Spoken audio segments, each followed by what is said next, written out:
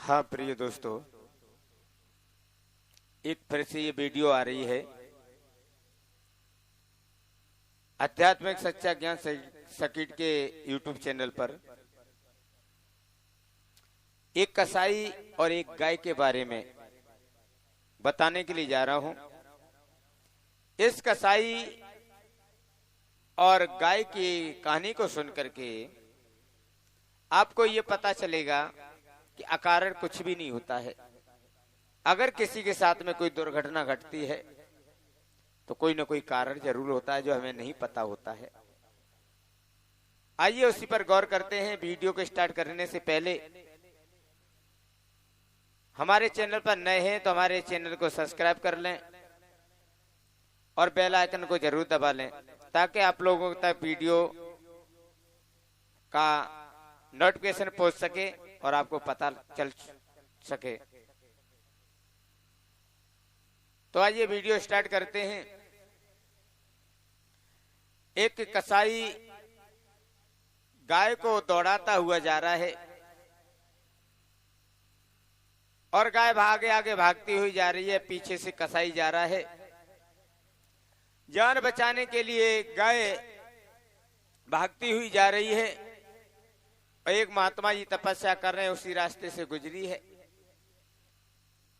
और तपस्या में से महात्मा जी ने समाधि से जब उठे हैं, निद्रा से जागे हैं, गाय को जाते हुए देख लिया है। पीछे से सदन कसाई यानी कसाई पहुंचा है और कसाई ने पूछा है कि महात्मा जी इधर कोई गाय गई है। महात्मा जी विचार करने लगे, अगर बताता हूं तो पाप लगेगा, नहीं बताता हूं तो भी पाप लगेगा। तो मुख से न बता करके हाथों का इशारा कर दिया है, दोनों हाथों का, हाँ गाय इधर गई है। मुख से नहीं बोले, हाथों का इशारा कर दिया। यानी कसाई जो है गाय के पीछे पीछे या झाड़ियों में गाय छुपी थी, गाय को पकड़ लेता है और यानी कसाई खाने में ले जाकर के गाय को काट देता है। गौर से सुनना इस वीडियो को और पूरी वीडियो को अगर आप सुनेंगे तभी जाकर के आपको समझ में आएगा क्या कारण कुछ भी नहीं होता है। तो जब गाय को काट दिया है, इधर महात्मा जी किसी नगर में जाते हैं, वहां पर राजा निवास करता है।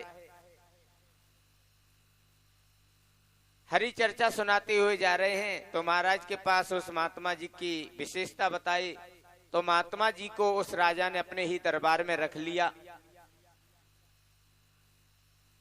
हरी चर्चा होती है, राजन हरी चर्चा सुनते हैं, महात्मा जी सुनाते हैं। एक दिन की बात है कि महाराज के एक पुत्र हुआ और पुत्र होने के बाद में पुत्र बड़ा हो जाता है और जब तरुण अवस्था में पहुंचता है तो उसकी शादी कर लेते हैं। जब शादी कर ली है, शादी के बाद यानी दुल्हन घर में आती है। धीरे धीरे समय बीत रहा है। उधर राजसभा में महात्मा जी हरि चर्चा सुनाते हैं, आम जनता भी सुनती है, राजन भी सुनते हैं और इधर वो राजकुमार भी सुनता है और जिसके साथ में शादी हुई थी वो राजकुमारी भी सुनती है। धीरे धीरे समय बीता है तो एक दिन की बात है, वो राजकुमार और राजकुमार की पत्नी दोनों एक साथ लेटे हुए हैं। इधर पत्नी उठ करके बैठ जाती है तो सामने देखा है दीवार पर तलवार लटकी हुई है। वो राजकुमार सो रहा है, राजकुमारी उठी, तलवार को हाथ में पकड़ा, देखा घुमा करके, धोखे से तलवार छूट जाती है और राजकुमार की गर्दन पर गिर जाती है। राजकुमार वो मर जाता है अब राजकुमारी सोचने लगी ये इल्जाम मेरे ऊपर लगेगा और राजा है वो मुझे फांसी दिलवा देगा। राजकुमारी ने विचार किया ये इल्जाम किसी न किसी के ऊपर डालना पड़ेगा, नहीं तो मेरे को फांसी लगेगी। इधर विचार बनाया है, जैसे सवेरा हुआ है राजकुमारी रोने लगी है, कहने लगी है मेरे पति को मार दिया है। सभा में खबर पहुंचाई, महाराज के पास खबर पहुंचाई। महाराज दौड़ करके आए, पूछने लगे हैं, कहने लगे हैं कि हमारे पुत्र को और तुम्हारे पति को किसने मार दिया है, तुम्हें तो पता होगा। अब जो वो राजकुमारी थी अपना इल्जाम बचाने के लिए जो महात्मा हरि चर्चा सुनाया करता था उसी का नाम ले दिया कि हमारे पति को और आपके लड़के को इस महात्मा ने मारा है। महाराज कहने लगे नहीं नहीं ऐसा नहीं हो सकता। राजकुमारी कहने लगी पिताजी अगर ऐसा नहीं हो सकता तो कौन भला स्त्री अपने पत्नी को मारेगी। मैंने अपनी आंखों से देखा है कि इस महात्मा ने हमारे पति को मार दिया है। सभा जुड़ी, लेकिन राजा को पता है कि ऐसा काम ये नहीं कर सकते, लेकिन मजबूर है। मंत्रीगण इकट्ठे हुए, पूछा है महाराज ने क्या किया जाए अपराधी के साथ। किसी ने कह दिया जान से मार दिया जाए, तो किसी ने कुछ बताया, किसी ने कुछ बताया। यानी मारने की बात सभी ने की। किसी ने कहा फांसी दे दी जाए, फांसी की तैयारी हुई। एक विद्वान उठ करके खड़ा हो जाता है, राजा रुको, ये ब्राह्मण है, ऊपर से संत भी है, ब्रह्म हत्या आपके सिर लग जाएगी। महाराज कहने लगे तो क्या किया जाए, एक काम करो इनके दोनों हाथ काट दिए जाएं। महाराज की मजबूरी थी, महाराज ने आदेश दे दिया जल्लादों को, और जल्लादों ने ले जा करके महात्मा जी के दोनों हाथ काट दिए हैं और कह दिया जाओ तुम। महात्मा जी वहां से चले हैं और हाथ कटे हुए दर्द के मारे छड़पड़ा रहे हैं। जंगल में जाकर के और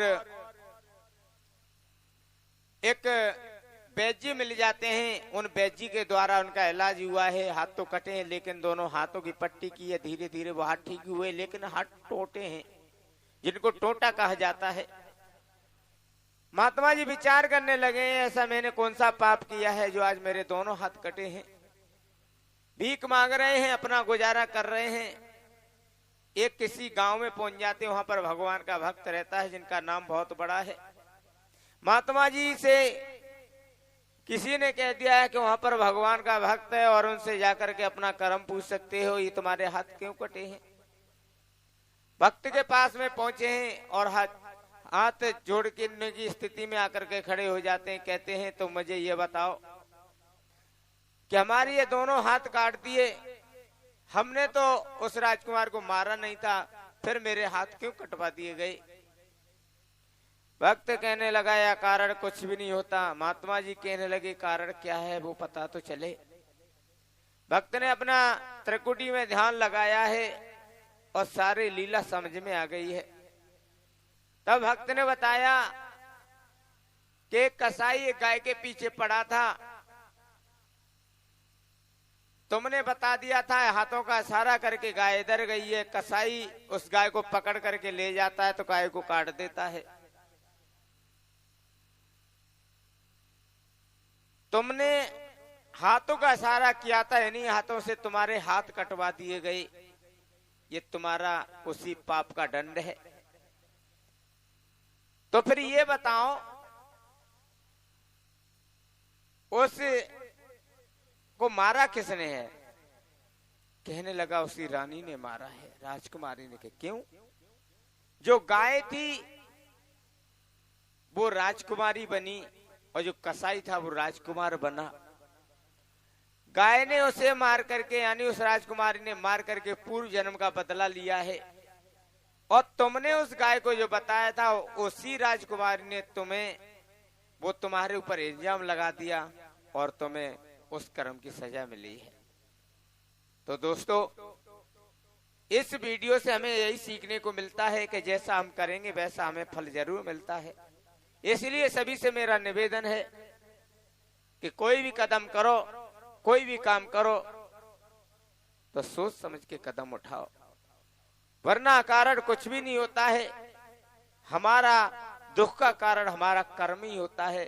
आज हम दुख भोगते हैं और सुख भोगते हैं, वो भी हमारा ही कर्म होता है। इस वीडियो में इतना ही, मिलते हैं अगली वीडियो में अगले टॉपिक के साथ में। तब तक के लिए सभी को राधे राधे, और हमारे जो गुरु भाई हैं उनको जय श्री सत्यानंद की।